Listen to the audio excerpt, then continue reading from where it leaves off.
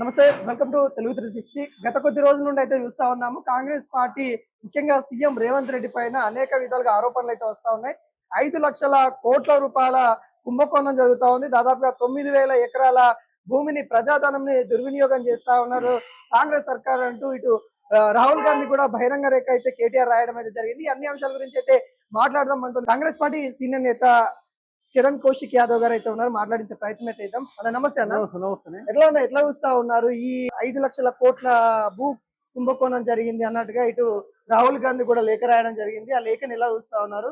BRS ఆరోపణలు ఎలా చూస్తా ఉన్నారు? నువ్వు బీఆర్ఎస్ పార్టీ ఏంటంటే నోటికి ఏదో వస్తే అది మాట్లాడే ప్రయత్నం.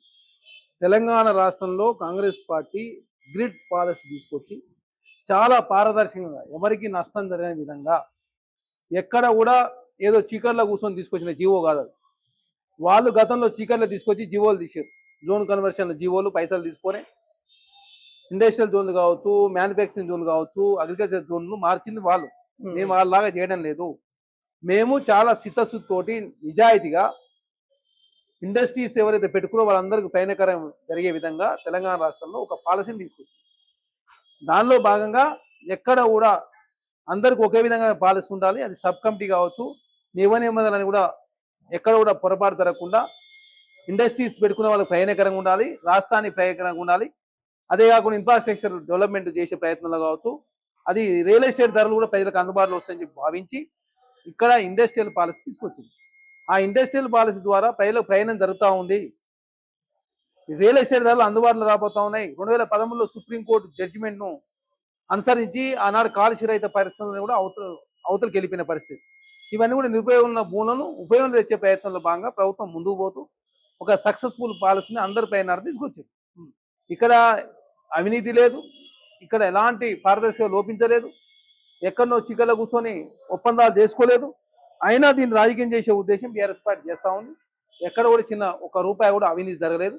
వాళ్ళ ఆయనలో అవినీతి చేసిన వాళ్ళు, తెలంగాణ దోసుకున్న వాళ్ళు, తెలంగాణ నిండముచ్చుకున్న వాళ్ళు. రేపు ఎటువంటి అవినీతి జరుగుతుందో ప్రజలకి కళ్ళకట్టే విధంగా చూపించడానికి ఆ బాలనగర్ సంబంధించిన ఏవైతే ఇండస్ట్రీలకు సంబంధించిన భూములు ఉన్నాయో అక్కడికి కేటీఆర్ వెళ్దాము పిలుపుని కూడా ఇవ్వడం అయితే జరిగింది. భారీ ఎత్తున రావాలి, ఎటువంటి అన్యాయం జరుగుతుందో చూపిస్తామన్నట్టుగా పిలుపునిచ్చారు. ఎట్లా చూస్తారు వీటిని? ఇప్పుడు ట్రాఫిక్ అంతరాయం కలిగింది అనుకోండి, అందరూ వస్తే అంతరాయం కలుగుతుంది. అంతరాయం కలిగితే పోలీసు వాళ్ళు అరెస్ట్ చేస్తారు. అరెస్ట్ చేస్తే ఇక కాంగ్రెస్ పార్టీ చూడగా నన్ను అరెస్ట్ చేసింది, పేద ఎత్తున అవినీతి జరిగిందని చెప్పే ప్రయత్నం కేటీఆర్ గారు చేస్తారు. ప్రైవేట్ వ్యక్తుల భూమి నువ్వు వేటపోతావా? అది నీ భూమి. లేకపోతే ప్రైవేట్ వ్యక్తుల భూమి మనం ఎట్లా తీసుకుంటాం? మీరు చేసింది మీ ఆయనలో అవినీతి చేసింది మీరు. అదే కాకుండా మీ ఆయనలో లీజుకున్న భూములను రెగ్యులర్ చేసింది మీరు. మేము ఇక్కడ లీజుకున్న భూములు కాదు, అవి ప్రైవేట్ వ్యక్తుల చేతిలో ఉన్నటువంటి రిజిస్టర్డ్ భూములను మల్టీపర్పస్ జోన్గా ఓన్లీ జోన్ కన్వర్షన్ మాత్రమే చేస్తుంది రాష్ట్ర ప్రభుత్వం. దీని అనవసరంగా మీరు రాజకీయం చేసే కుట్ర కోణంలో మీరు ముందుకు పోతా ఉన్నారు. కాంగ్రెస్ పార్టీ ఎక్కడ అవినీతి తావులేదు. ప్రజాస్వామ్యబద్ధంగా ప్రజాస్వామ్యం లోబడి, చట్టాన్ని లోబడి జీవోలు తీసుకొచ్చి ఆ జీవోల ప్రకారం మాత్రం ముందుకు పోతా ఉన్నారు. 80 ఫీట్లు 100 ఫీట్ల రోడ్లకు సంబంధించి వాళ్ళ మీద భారం పడిన విధంగా 30% 50% SRO రేట్లను చెల్లించినట్లయితే ఆ భూలను జోన్ కన్వర్షన్ చేస్తుంది రాష్ట్రం. రెగ్యులరైజేషన్ కాదు కదా. మీరు జోన్ కన్వర్షన్ కాకుండా మీరు ఏకంగా లీజు భూములని కూడా రెగ్యులర్ చేసింది మీరు, మేము కాదు. ఇంకొక విషయం ఏంటంటే ఇప్పుడు బీజేపీ నేతలు కూడా చెప్తా ఉన్న పరిస్థితి కనబడతా ఉంది. వాళ్ళు గవర్నర్ను కూడా కలిసి వాళ్ళు లెటర్ ఇవ్వడం జరిగింది. వీటిని ఎలా వస్తారు? ఇక మహేష్ రెడ్డి గారికి అవగాహనే లేదు. కేటీఆర్ 5 లక్షలు అంటే మహేష్ రెడ్డి 6 లక్షలు, హరీష్ రావు గారు 4 లక్షలని, ఏకంగా 22,000 కోట్ల రూపాయలతో ఏర్పాటు చేసి విద్యుత్ సంస్థలో 50,000 కుంభకోణం జరిగిందని చెప్పేసి హరీష్ రావు గారు మాట్లాడు. మతుండి మాట్లాడుతురా, మతి లేకుండా మాట్లాడుతురా? 2 సంవత్సరాలు పరిపాలన ముఖ్యమంత్రిగా మీ మామ లేకపోతే, మీరు మంత్రిగా 2 సంవత్సరాలు లేకపోతే మీకు మతిభ్రమ ఇచ్చిందా? తెలంగాణ రాష్ట్రంలో పాలసీని గైడ్లైన్స్ చదవండి, విధి విధానాలు చదవండి, విమర్శలు చేయండి. విధి విధానాలు చదవకుండా అనవసరంగా అడవులు విమర్శ చేస్తే మీరే జనాల ముందు పలసన అవుతారు. ప్రతిదాన్ని మీరు రాజకీయం చేసే ప్రయత్నం, ప్రతిదాన్ని విమర్శించే ప్రయత్నం, ప్రతిదాన్ని ఏదో జరిగిపోతుంది మేము చేసుకున్నట్టు వాళ్ళు కూడా చేస్తున్నారని చెప్పేసి తెలంగాణ రాష్ట్ర ప్రజలు తప్పుదారి పరిచే ప్రయత్నం మీరు చేస్తా ఉన్నారు.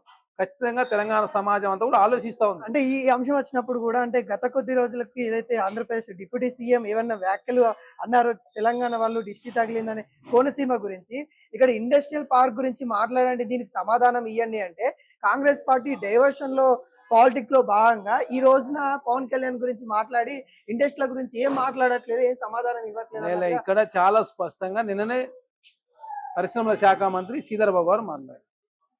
మేమంతా మాట్లాడుతున్నాం. కోమటిరెడ్డి వెంకరెడ్డి గారు ఏంటంటే వారు సినిమాటోగ్రఫీ మంత్రి కాబట్టి వారిని అడిగిరు, వాళ్ళు సమాధానం చెప్పారు. ఇక్కడ రాజకీయ కోణంలో బీఆర్ఎస్ పార్టీ రాజకీయం చేస్తూ ఉంది. కాంగ్రెస్ పార్టీ ఎక్కడ రాజకీయం చేయడం లేదు.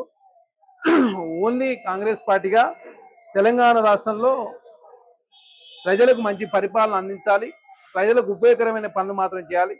ప్రజలకు ఉపయోగకరమైన పనులు చేస్తూ ప్రజా సమస్యలు పరిష్కరించే ప్రయత్నం కావచ్చు, రాష్ట్ర ఖజానా కావచ్చు, కాంగ్రెస్ పార్టీకి నష్టమైన పనులు ఎక్కడ చేయకుండా కాంగ్రెస్ పార్టీ ముందుకు పోతా ఉంది. ఏదైతే పవన్ కళ్యాణ్ గారు మాట్లాడిన మాటల మీద ఆ సందర్భానుసారంగా మీడియా వాళ్ళు అడిగిన ప్రశ్నలు మాత్రమే కోమటిరెడ్డి వెంకరెడ్డి గారు సమాధానం చెప్పారు. నిన్న చాలా స్పష్టంగా కేటగారికలుగా చాలా స్పష్టంగా నిన్న శ్రీధర్ బాబు గారు చెప్పారు. అంటే వాళ్ళు తెచ్చిన పాలసీ విమర్శించడాన్ని ఎలా చూస్తా ఉన్నారు? ఆల్రెడీ వెంకరెడ్డి గారు మాట్లాడారు. వారు ఏం మాట్లాడారు నేనైతే చూడలేదు. ప్రధానంగా కాంగ్రెస్ పార్టీగా ప్రతిదాన్ని రాజకీయం చేసే ఉద్దేశం కాంగ్రెస్ పార్టీ లేదు. ప్రజా సమస్యలు పరిష్కరించాలి, రాజకీయాలప్పుడు మాత్రం రాజకీయం చేయాలి, మిగతా సందర్భ రాష్ట్ర ప్రజలను ముఖ్యం చెప్పి ప్రభుత్వం భావిస్తారు.